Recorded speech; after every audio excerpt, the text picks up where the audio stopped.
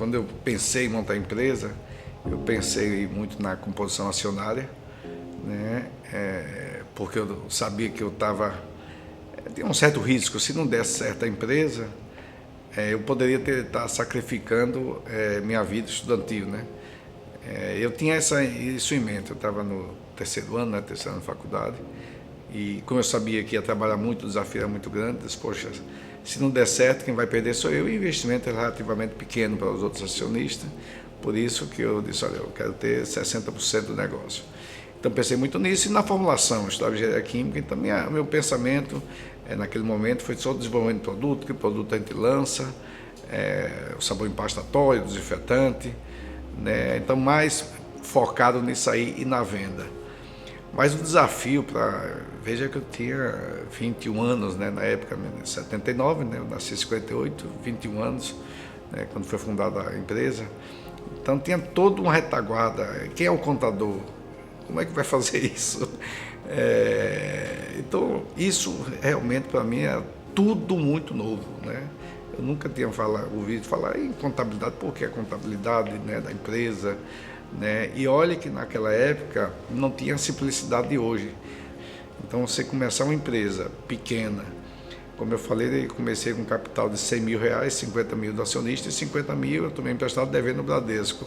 E com todo esse desafio pela frente, eu fico de vez em quando recordando, né, como é que eu consegui entender, né, esse funcionamento, porque eu era o gerente industrial, era o gerente de produção, né, o gerente comercial, não vou dizer diretor, era uma empresinha pequena, o gerente administrativo, né, abaixo de mim tinha 4, 5 pessoas, né, e todos eles, né, operários, não tinha nenhum chefe, né, tinha um escritório de contabilidade que prestava serviço para a gente, mas quem pedia as coisas para o escritório de contabilidade era eu. Naquela época, eu lembro, não tinha computador, né, comunicação era feito por telefone, né, para algumas empresas. Eu alcancei o início do Telex, né, e eu lembro que o primeiro computador foi um Cobra 210, lembro até hoje, né, a máquina, acho que é um pouco melhor do que a máquina de escrever, mas armazenava os dados, né, dos clientes, né? Então você tirava a nota já tinha uma impressora e tal, já foi um avanço. Porque antes, quando iniciamos, tirava a nota na máquina de escrever, né? Então já foi um avanço grande, pelo menos na área de você faturar, né? No faturamento, aí já começava a integrar com a contabilidade. E eu peguei tudo isso, né, do início, né? Eu não conheci só a parte de venda comercial, industrial. Eu fui obrigado a aprender toda essa área de contabilidade fiscal, pessoal, né, contratação de funcionários, justiça do trabalho já era ruim desde aquela época, né? Um problema muito sério, né, principalmente pequeno empresário, que não tem uma estrutura, uma retaguarda muito grande na administração. Então foram muitas dificuldades em todas as áreas, né? Para você superar tudo isso, você produzir um custo, você entender, né, como funciona de fato um custo de um produto. Afinal de contas, eu era estudante de engenharia química, né, iniciando com 5 pessoas, né? Então realmente hoje quando você cresce, você começa a pensar um pouquinho, diz, poxa, superamos várias coisas. Mas essas dificuldades só me motivavam a aprender mais e conhecer, e isso foi muito bom, eu ter uma visão geral, né, da empresa, de tudo, da economia. Eu não é obrigado a ler tudo, conhecer tudo, mas isso só me empolgava mais, pelo contrário, né, essa complexidade não me esmorecia, nem criava nenhuma dificuldade, nenhum obstáculo para mim, só era mais um desafio apenas, só isso. Desde que a gente nasceu, né, dentro da Atoll, que era a Cleanline antigamente, e são minhas memórias mais cheirosas da infância. E é engraçado como a vida empresarial de meu pai se mistura muito com a nossa vida, a nossa infância, e muito a minha e da minha irmã, né? A gente tem 1 ano e meio de diferença, então mais ou menos as mesmas épocas. Então, uma foto super antiga da minha irmã era a obra da indústria daqui. E meu cheiro de infância é o cheirinho da Atoll, né? Aquele cheirinho que tinha, que foi uma criação da Atoll. Eu lembro a gente pegando o sabão em pasta e jogando na máquina, que tinha uma máquina que refazia quando saía errado. Então, a gente participava muito. Ele fazia questão que a gente fosse, Mas desde pequena sempre foi muito claro que ninguém ia trabalhar na empresa. É engraçado isso, que todo mundo acha que a gente foi predestinado, que eu fui predestinado a estar sucedendo ele de forma alguma. Ele nunca quis. E eu nunca quis também, porque eu sabia que não era possível. Acho que do dia que eu nasci, meu pai deve ter olhado para mim na maternidade e falou assim, você não vai trabalhar comigo, né? E todos os filhos, todos os herdeiros passaram pela mesma situação. Então, com o ano, em 1980, a gente já começa a construir um galpão aqui. Sim, a essa altura, acho que 2 anos depois, eu estava na Rua Edgar, eu já mudei para Afonso Vergueiro, na Vila Maria, para um galpão maior. Aí eu tinha um galpão de 300 metros, 340 metros, se não me engano, e fui para um de 900 em 2 anos, lá na Afonso Vergueiro. Vamos fazer uma fábrica em Salvador. Aí fizemos uma fábrica aqui, já melhorzinho que é de lá, né? Já um prédio próprio, né? E aí fiz a sociedade com o Berto. Depois a gente entrou com um projeto no Banco do Nordeste e ampliou isso aí de 3, um galpão a gente passou para 4. Em seguida fizemos um outro imenso que está lá até hoje de 8.500 metros quadrados da Atol.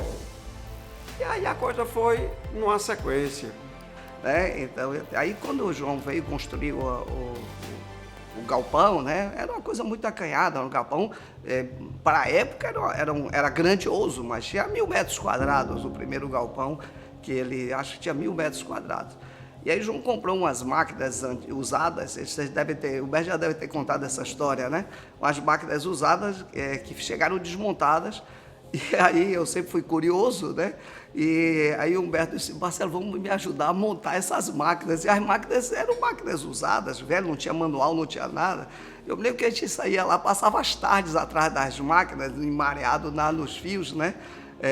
Todo de graxa. E eu levava os lanchinhos, né? Porque não tinha nada lá. Eu levava os lanchinhos, até hoje eles ficam brincando comigo por causa desses lanchinhos que eu levava, que não faltava. E a gente montou, na época, a minha namorada da época, né, que era amiga nossa, depois veio a trabalhar, inclusive, no Pet Preço, né? Sandra fez o projeto do galpão, né, e eu fiz o projeto das instalações elétricas. Então, a gente começou, assim, muito da coisa do amigo, né, da coisa da proximidade. A gente foi se estreitando essa relação, ficamos amigos.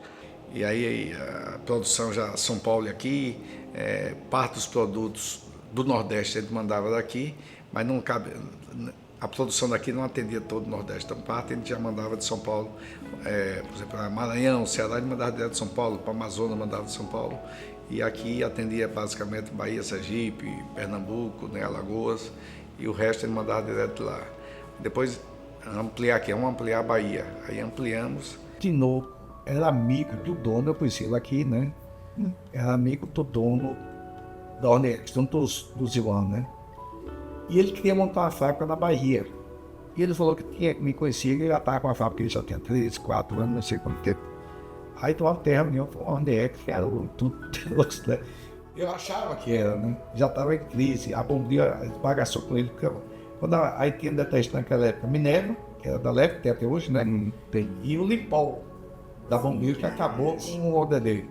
Ele estava em crise. Aí eu soltei a reunião com ele, falava a possibilidade de ele fundir a empresa, fundir da seguinte forma: ele seria sócio da gente e a marca nossa ia passar, do detergente ia passar a ser o DD, e a gente já estava com detergente para fabricar aqui na Bahia, né? Aí ele ia entrar, na verdade, com os equipamentos.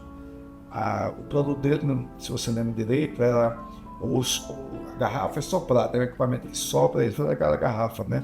A dele era 2 placas de plástico que juntava e enchia com o próprio líquido. Então a gente ia ser sócio na fábrica da Bahia. Na Bahia, o detergente ia fabricar aqui, só que ele ia ter que dar para os equipamentos que ele manda para cá. O prédio que eu tenho, fez as contas, ia faltar $1 milhão que ele tem que pagar. Aí ele disse, olha, então, ok, é só $1 milhão besteira para a empresa daquela. Eu pensei que era, né? E vai conversando uma vez com Adonias, que era a gente comprava tanque usado de ferro velho, de inox, ele soldava, fazia as tubulações, máquina de fazer garrafa, já estava fabricando as garrafas, ele ajudava a gente. Aí ele disse, rapaz, eu queixando, né? Disse, rapaz, ele vai crescer, não ganha dinheiro, não tenho para investir. Se eu colocar um horizonte de 3 anos, eu vou ter que investir nesses 3 anos, porque eu não comecei do nada, então tem que realmente modernizar, né? Aí ele disse, rapaz, o negócio de dar dinheiro é graxaria. Foi a primeira vez que ele diversificou, né? E a graxaria é importante no que eu vou falar. Aí ele disse, o que diabo é graxaria, rapaz? Aí disse, não, você compra osso e sebo de açougue e de supermercado e faz a farinha de carne, que é para ração, e faz o sebo, o sabão, né? Eu disse, como é esse negócio? Aí ele disse, aqui em São Paulo só tem 6 empresas. Aí eu disse, então uma vez na Bahia, liguei para o Humberto, tem uma tal da graxaria que dá dinheiro para pôr, viu? Aí eu disse, quero veja quantas toneladas. Aí o ponto de equilíbrio tem que ter umas 100 toneladas por mês, né? Mas veja quantas toneladas tem para Mendonça. E o pessoal do supermercado daqui, né? Aí a tonelagem dava, comportava. Aí pronto, aí fizemos a graxaria na fábrica daqui. A fábrica daqui tinha crescido e tem um galpão que podia suportar biodigestor. Você compra o osso, o sebo e joga num triturador gigante, tritura, a rosca vai, leva e cozinha ali, né? E sai o sebo, aí centrifuga e tal. Aí começamos a ganhar dinheiro nesse negócio, rapaz, o negócio é bom. Aí ganhamos dinheiro. Nisso, eu disse, poxa. Aí tem outra limpeza que tinha a graxaria. E a graxaria ganhando muito dinheiro, a gente via dinheiro. Não precisava capital de giro, não precisava investir nada. Comprou o sebo chegou hoje, no outro dia bateu. Você já vendia, os caras pagavam à vista.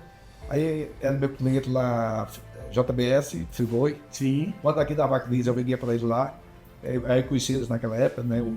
Na época era Júnior, meu irmão de Joesme. Porque lá tinha muita granja, aqui não tinha, né? Então eu vendia muito para lá. Começamos a ganhar dinheiro. Aí eu disse, Humberto, vamos montar essa porra em São Paulo.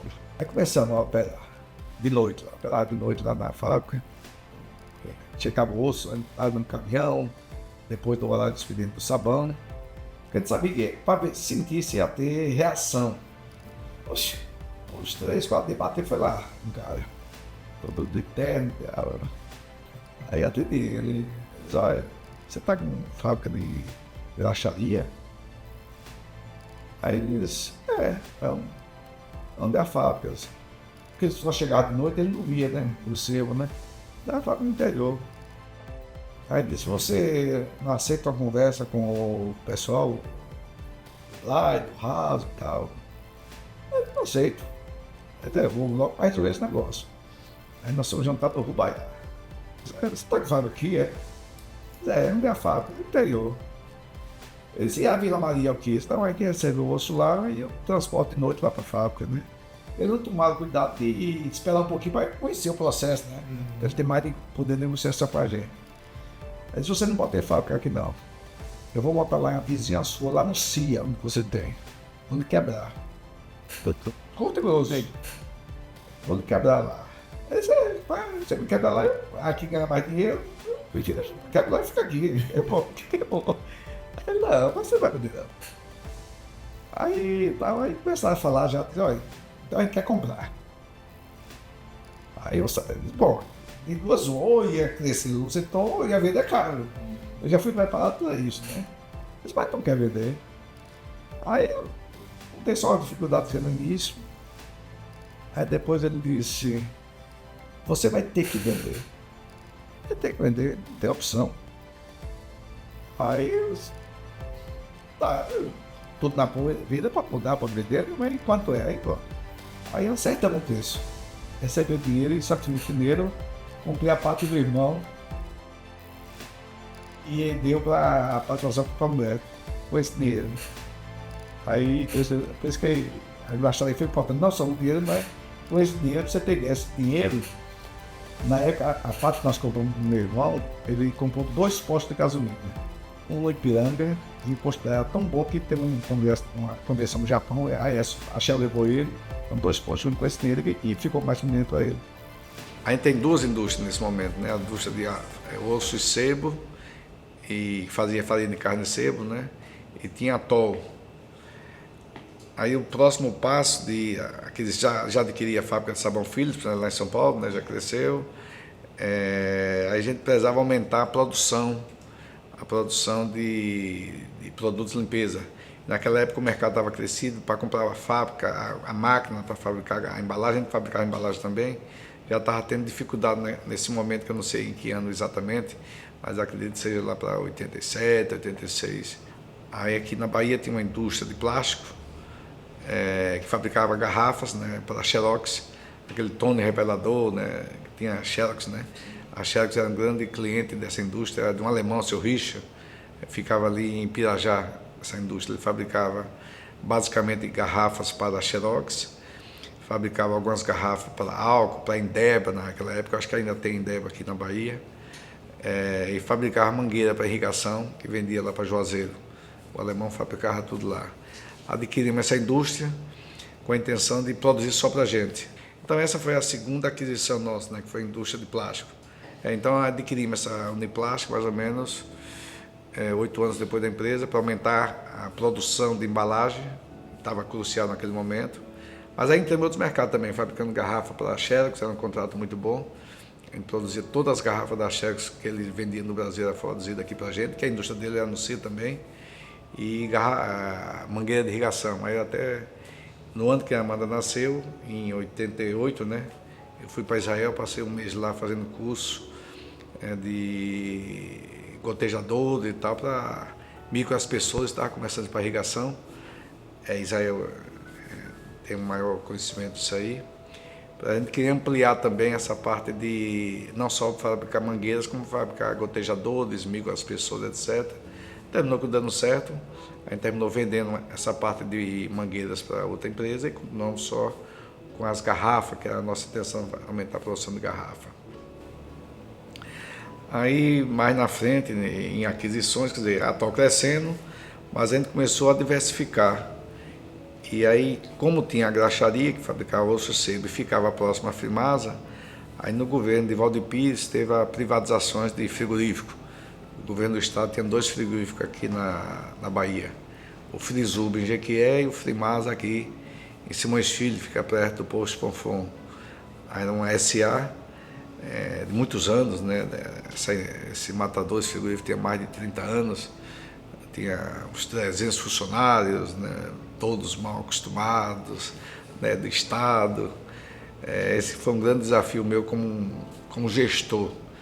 E adquirimos esse frigorífico com algum sócio, um rapaz de Goiás, que tinha frigorífico lá em Goiás, nós e outra pessoa, o Raimundo Vasconcelos, e adquirimos esse frigorífico.